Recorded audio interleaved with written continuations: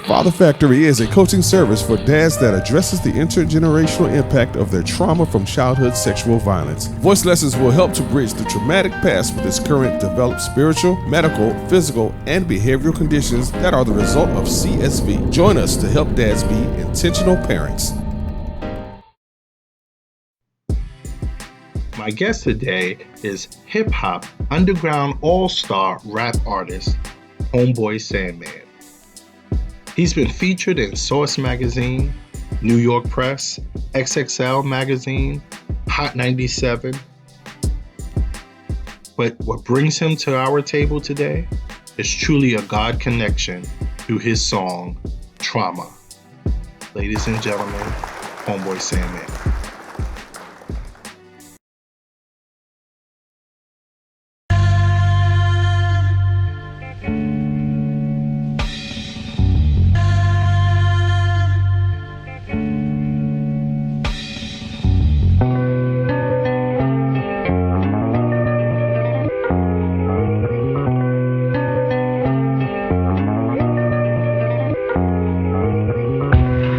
I got trauma from my mama. She used to beat me down as if she was the brown bomber. I couldn't figure out a way to make her feel calmer. I think about it now, it kinda make me feel somber. I used to think about it, didn't make me feel nothing. Acting like it mattered didn't make me feel toughened. Feeling tough was really like my number one focus. From growing up in the city, lots of people feel hopeless and listening to music about sex and violence. Just a matter of time for we was like, let's try this. Started having sex when I was 12 years old. My brain wasn't even done growing. Coming from a mom that used to wow and bug. Before I was a teen, I really needed that love. 2 years later, she would dump me for a senior, solidifying my misogynist demeanor. Hearts that young aren't meant to be broken. Later on, I get into incessant weed smoking. Now at 39, I still be wishing and hoping somehow we wind up together, I am not joking. But let me take it back before my parents got hitched. My pop was with a woman then that had it all wrong. By 5 years old, I would already think about sex. She used to let me hump her legs when he was gone. I know that sounds mad. Under the sheets, rubbing my crotch against the calves. I realize now I always knew that it was something bad. Cause up until this song, I always kept it from my dad. But how come any 5-year-old would wanna hump legs? I just might have to owe that to my neighbor next door. He was a little older and a little more mature. My mother caught us playing doctor, I was only 4. Luckily she caught us before we started using mouths. But not before I found out how it felt to get aroused. Now I think about it as a grown intellectual. Life as a shorty shouldn't be so sexual. I also should've never had to lie to BCS. That type of thing can really bring a kid a lot of stress. My mom had trauma too, so she was only doing her best. I feared that they were gonna take me out of my address. No wonder my relationships with women always fail. What's crazy is I'm lucky cause at least I'm not in jail. Compared to everybody else, I had it so easy. Got family that was touched up by uncles that's so sleazy. Won't put their business in the street cause they know who they are. The question I have trouble answering is who am I? For almost 40 years I was afraid to even ask. My father always told me men are not supposed to cry. So every bit of pain I ever had I locked away. But now I'm here to let you know that that is not the way. I thought that I had tricked myself that I was being slick. That fantasy departed when I started getting sick. The doctors couldn't tell me any way to make it stop. My soul was under too much pressure, it was gonna pop. It turned out that the only way that I could ever heal is start to work through all the trauma I had kept concealed. It hasn't happened overnight. I know that it might take a while, might even take a life. But one way or another, I just gotta make it right. Right?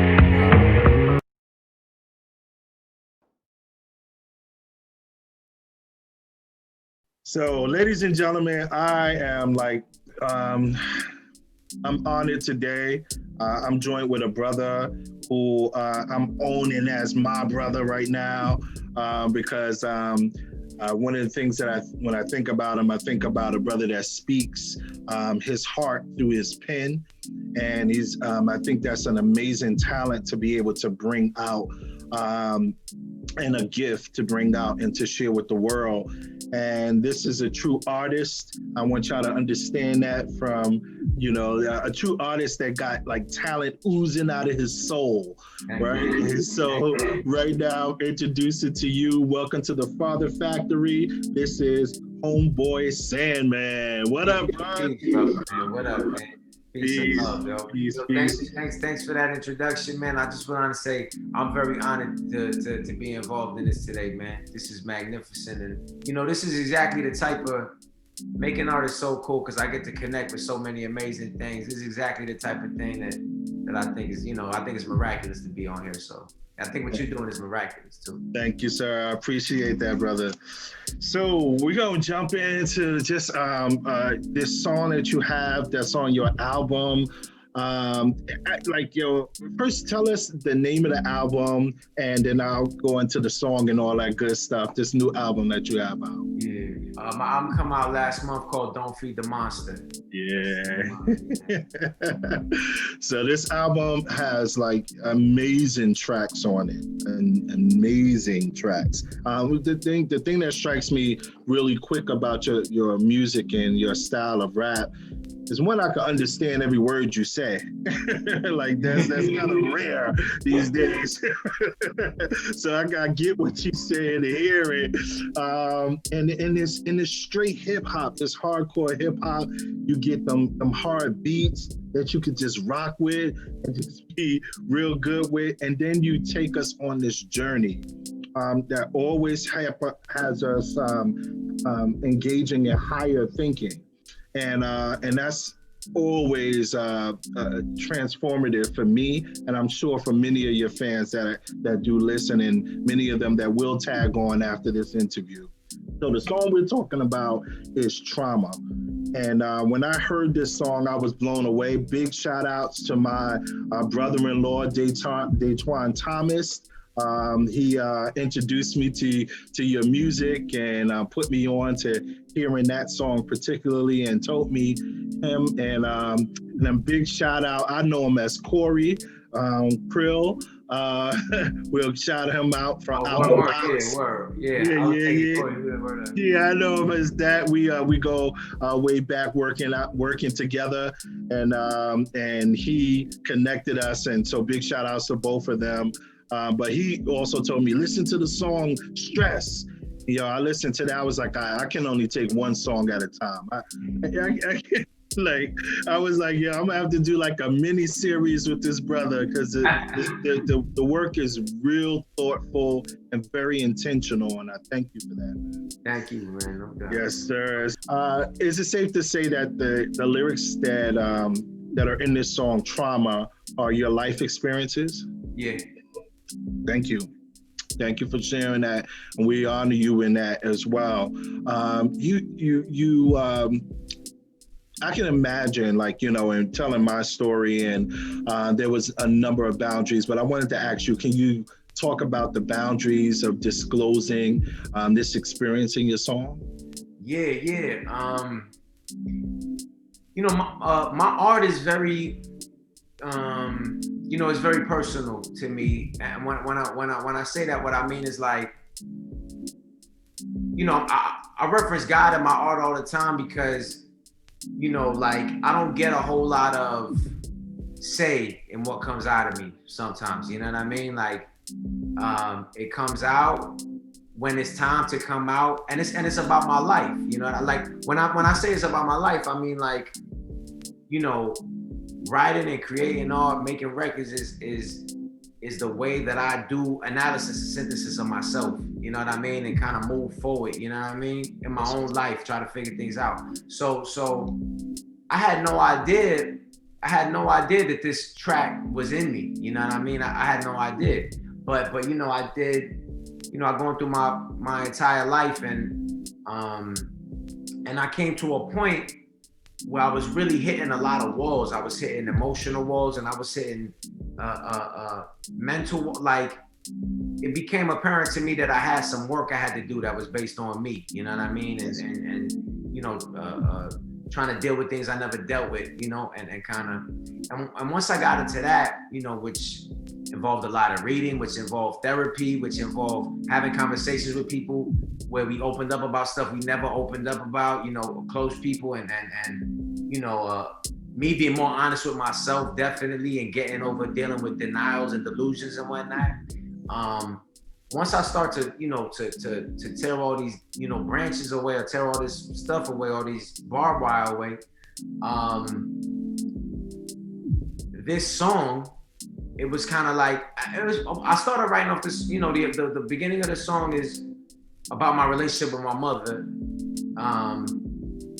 And you know, I love my mother very much, and she loves me, and the song has brought us so much closer together. But you know, there was you know, she had a real tough time, you know what I mean, when she was coming up. You know, she had a real tough time, and you know, sometimes it could get cyclical just in terms of physical, you know, corporal punishment, you know what I'm saying? So, and I know that really affected me, and so that's how the song opens up, you know? And I had no idea where it was gonna go, you know what I mean? And through the song and writing it, it just went on its own to every place that I need to go deeper and open up about, you know what I'm saying? Yeah. So that's how it kind of came out.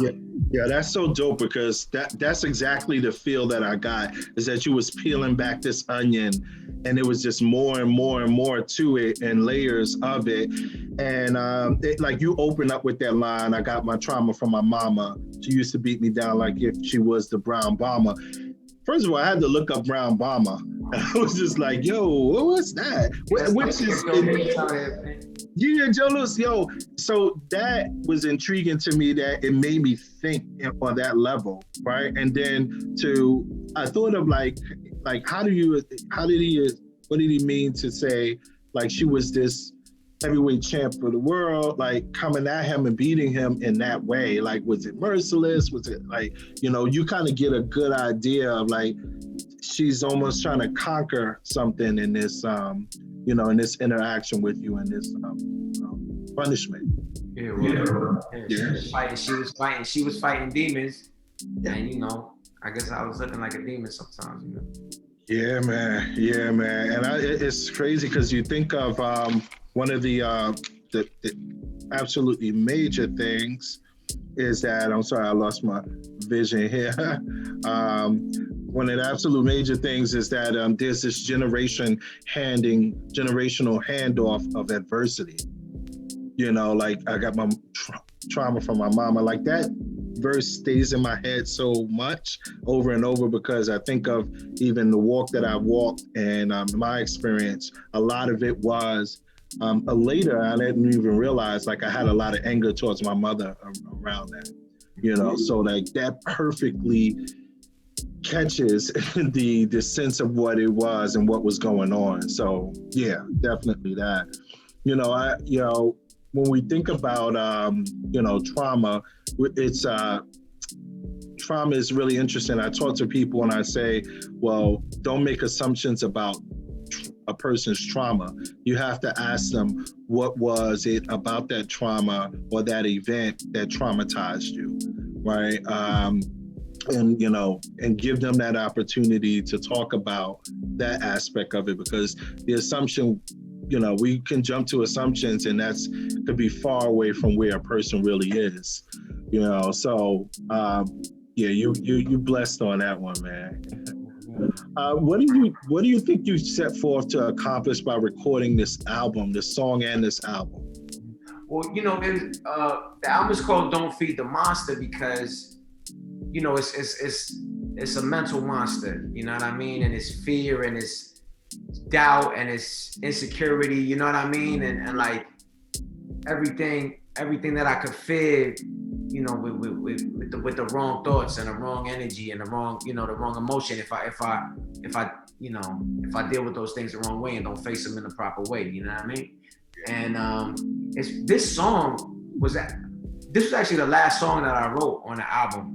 And I had just finished writing what is the last song on the album, which is a joint called Straight, which is kind of like, you know, light at the end of the tunnel type joint. Because the whole album itself is very, you know, it was a challenging time for me. I was going through a challenging time when I made it. And that's why, you know, you can hear it in the record with joints like Stress and joints like Trauma. Yeah. But, you know, like I say, you know, moments after I finished writing the last track, not even moments, but definitely in the same day, you know, that evening, I was like, okay, the album is done. Yeah. But you know, Quelle Chris did all the beats on the album, and I still got beats from his, and I still, you know, I write all the time. It's kind of like it's an addictive thing. You know, I shout out Gabor Mate, you know, when I dropped it. I don't know if he's one of the dudes that I read. He talks about trauma and addiction and all that. Oh, nice. Yeah, he's got some good stuff. But anyway, for me, I write, you know, that's something I do, you know? Yeah. So later on that night, you know, I put on another Quelle joint, and I wasn't even done writing it when I was like, this is the first song on the album. The album wasn't done. This is the first song on the album. This is because this is where my story begins. You know what I mean? This is where, you know, the concepts about myself, the concepts about the people around me, it started with this. It started with, you know, outlooks that I developed when I was a kid based off things that was going on, you know? And yeah, before I was done, I knew it was the first track, you know, and I finished it, and it was kind of like a, you know, don't feed the monkey. What it kind of is like when you watch like a movie, you know what I mean? And the movie will start with like a scene from the character's youth, you know what I mean? Like you see, there was an Indiana Jones that it started, River Phoenix played a young Indiana Jones just for like 5 minutes in the beginning of the movie. And then the rest was Harrison Ford. Yeah. But that's kind of like, this is where it come from though, you know? Yeah. You said it, the next verse that you hit out in that was, I couldn't figure out how to make her feel calmer. And that is powerful because it's this concept of locus of control shift, right? And locus of control shift is this idea of transferring the control, the power away from those that have the authority or the adults, right? And then internalizing that to yourself and making it more about, if you were better, then she would be okay.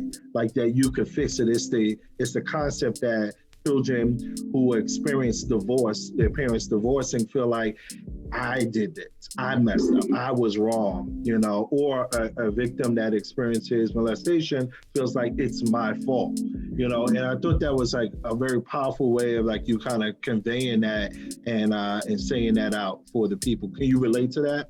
Yeah, 100%. What'd you say is the official term for that? Oh, transference? Locus of control shift. Locus of control shift. Yeah, definitely. Yeah, you know, it's these false beliefs that we have, right? That we have to disarm, right? Because the false belief is that I need to fix this, right? So what do I need to do? Do I need to wash the dishes? Do I need to smile more? Do I need to kind of make her laugh? Like, what does she want that's gonna help me to survive this? And it's really a survival tactic for this, right? And I'm sure if she's experienced this trauma, like same as my mother has, right? They've learned how to survive through that time, right? To make it to where they're going, you know.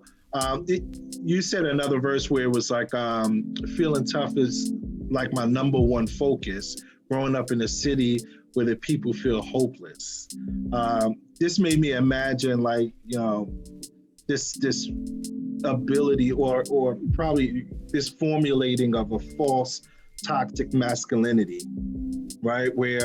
Because masculinity kind of changes based on our survival, right? You know, when we connected this morning and you was like, yo, da-da-da-da-da, I'm like, yo, who this? Right? What's that, yo? You like gonna say, man, oh, what's going on, my brother? Right? You know, we step through these different places of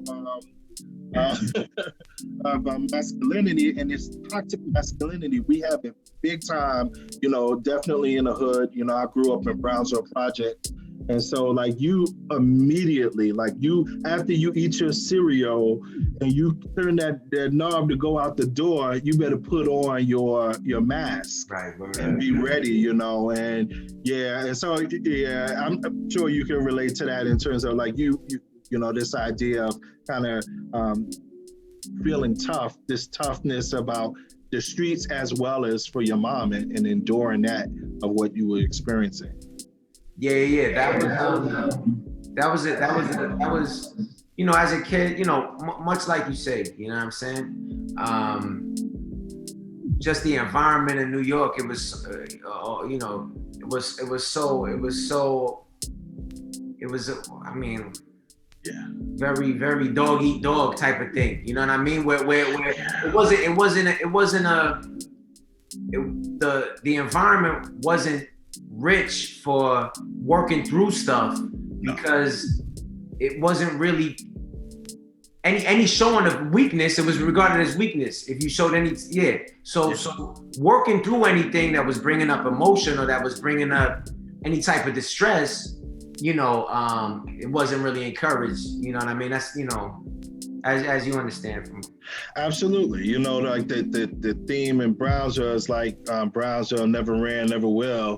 So like you got to stand your ground every time, and like it don't matter what's what. And and like you said, I think that's a very powerful point you bring out, that it's not a nurturing environment that allows you to even think about your story, tell your story. It almost feels like jail.